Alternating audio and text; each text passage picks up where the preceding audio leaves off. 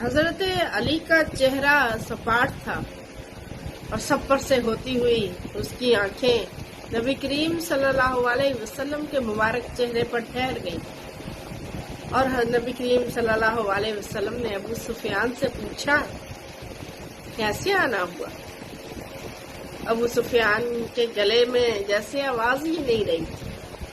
बहुत हिम्मत करके बोला, मैं इस्लाम कबूल करना चाहता हूँ या रसूल अल्लाह। हजरत उमर फिर गुस्से से खड़े हुए, या रसूल अल्लाह, ये शख्स मक्कारी कर रहा है। नबी करीम सल्लल्लाहु अलैहि वसल्लम ने कहा कि आप बैठ जाए। नबी करीम सल्लल्लाहु अलैहि वसल्लम ने फिर अबू सुफियान से पूछा, क्या तुम वाकई इस्लाम कबूल करना चाहते हो? बोला, जी या रसूल अल्लाह, मैं जान चुका हूँ कि आपका दीन हक पर है, आपका दीन सच्चा है और सुबह आपको फतह मक्का से कोई नहीं रोक सकता, इसलिए मैं आपका दीन कबूल करना चाहता हूँ।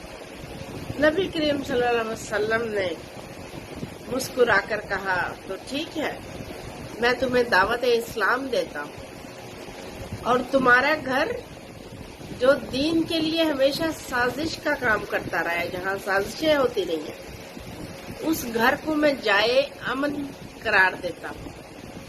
सुबह मक्का का जो शख्स तुम्हारे घर में दाखिल हो जाएगा उसको अमान दी जाएगी, जो शख्स मक्का में दाखिल हो जाएगा उसको भी अमान दी जाएगी, जो शख्स अपनी दीगर किसी इबादत गाह में दाखिल हो जाएगा उसको भी अमान दी जाएगी और जो शख्स अपने घर के अंदर ही मौजूद रहेगा उसको भी अमान दी जाएगी। अबू सुफियान की आंखें हैरत से पड़ रही थी और मक्का वालों से कहना, जो बैतुल्लाह में दाखिल हो गया उसको भी अमान।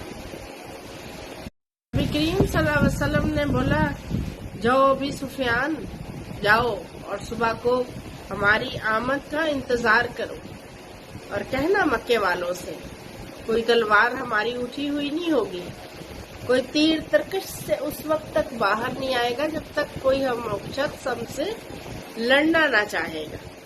अबू सुफियान ने हैरत से नबी करीम सल्लल्लाहु अलैहि वसल्लम के मुबारक चेहरे को देखा और कहा कि अशहदु ला इलाहा इल्लल्लाहु व अशहदु अन्ना मुहम्मदन अब्दुहु व रसूलुहु। और सबसे पहले फिर हजरत उमर बिन खत्ताब उठे और उन्होंने उसको गले से लगा लिया।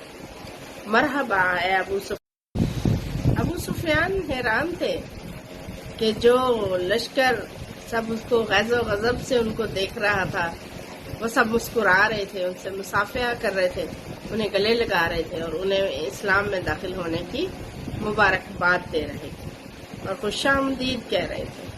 अगले दिन मक्का शहर की हद पर जो लोग खड़े थे, इनमें सबसे नुमाया अबू सुफियान था और मुसलमानों का लश्कर मक्का में दाखिल हो चुका था।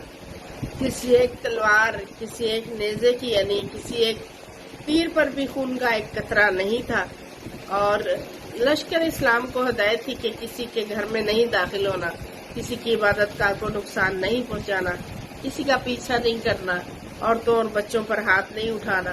बिलाल हबशी आगे आगे ऐलान करता जा रहा था, मक्का वालों, रसूल खुदा सल्लल्लाहु अलैहि वसल्लम की तरफ से आज तुम सब के लिए आम माफी का ऐलान है और किसी से इसके साबिक़ा अमाल की बाज़पुरस नहीं की जाएगी। जो इस्लाम कबूल करना चाहेगा वो कर सकता है और जो इस्लाम कबूल ना करना चाहे वो अपने साबिक़ा मजहब के ऊपर भी रह सकता है और सबको उनकी मजहब के मुताबिक इबादत की इजाजत है, लेकिन इन्हें हदूद खाना हरम में दाखिल होने की इजाजत नहीं होगी। किसी को इसकी जायदाद से महरूम नहीं किया जाएगा और गैर मुस्लिमों की जान और माल की हिफाजत मुसलमान करेंगे। और ऐ मक्का वालों,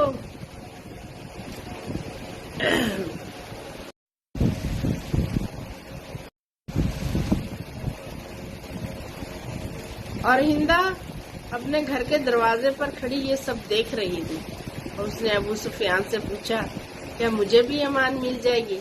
तो अबू सुफियान ने फरमाया, دین اسلام میں داخل ہو جاؤ۔ کہنا نبی کریم صلی اللہ علیہ وسلم کا یہی ہے کہ تمہیں بھی ایمان دی جائے گی، اور وہ ہندا جس نے نبی کریم صلی اللہ علیہ وسلم کے چچا کا کلیجہ چبایا تھا، اس کو بھی امان دے دی گئی اور اس نے بھی اسلام قبول کیا۔ اور یہ سب کیسے ممکن ہوا؟ میں اس چیز کو آج آپ سوچیں، اس کو پڑھ کے جو ہے نا وہ رونگٹے کھڑے ہو جاتے ہیں کہ میری فیملی کا ایک فرد ہو کہ جس کے اتنے بدن کے ٹکڑے کیے گئے ہوں، اور دین کی خاطر، اسلام کی خاطر میں اس فیملی کو بھی امان دے دوں۔ تو یہ کام صرف نبی کریم صلی اللہ علیہ وسلم ہی کر سکتے تھے۔ اتنا بڑا حوصلہ اور اتنا بڑا رحم کا منبع، ویسے تو وہ رحمت العالمین نہیں کہلائے۔ آپ کا بہت